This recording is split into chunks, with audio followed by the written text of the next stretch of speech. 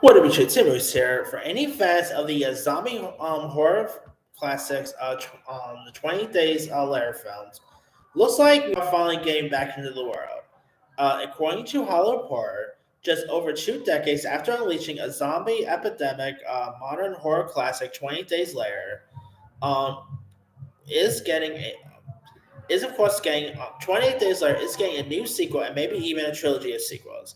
Danny Boyle and Alex Garland, the director and writer of the 2002 movie, are reuniting for 28 years later, a new zombie thriller that is expected to hit studios, streamers, and other potential buyers later this week. According to multiple sources, WME, which reps Boyle and Garland, will take out the package and handle the sales. The package isn't just a simple modern sequel installment. The movie already had a follow-up with 28 Weeks Later, released in 2007. Um, Now, the plan is for Danny Boyle to is attached to direct the first installment, with Garland would write all three. The budget for each movie would be in the 75 million range.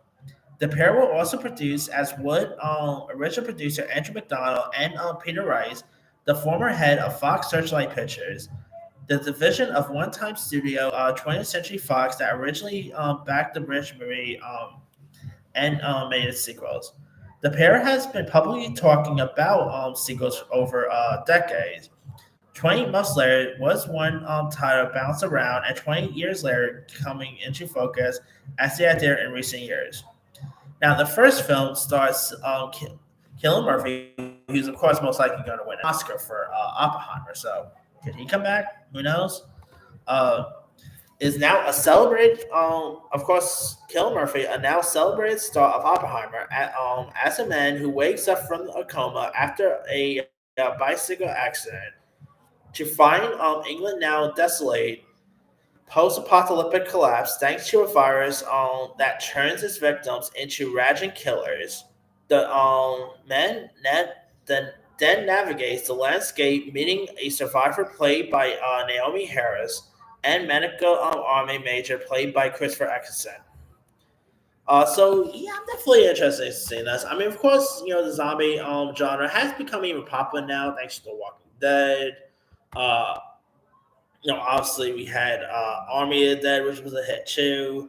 Of course, there was World War Z. So yeah, I'm intrigued to see where they're gonna take this new one too. It'll be cool if they somehow get Killian Murphy come back. It might be a little expensive now because he might win an Oscar for Oppenheimer, but it will be awesome to see nonetheless.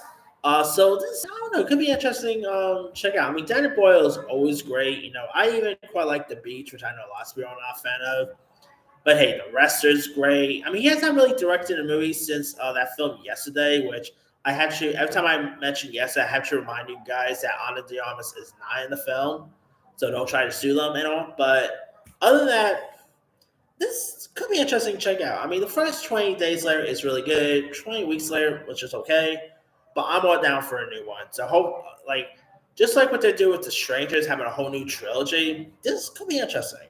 Anyway, let me let you guys. What are your thoughts on 20 Days Later, getting a new installment of 20 Years Later? Did you even like the first two films? Are you even interested in seeing more installments of the 20 Days Later franchise?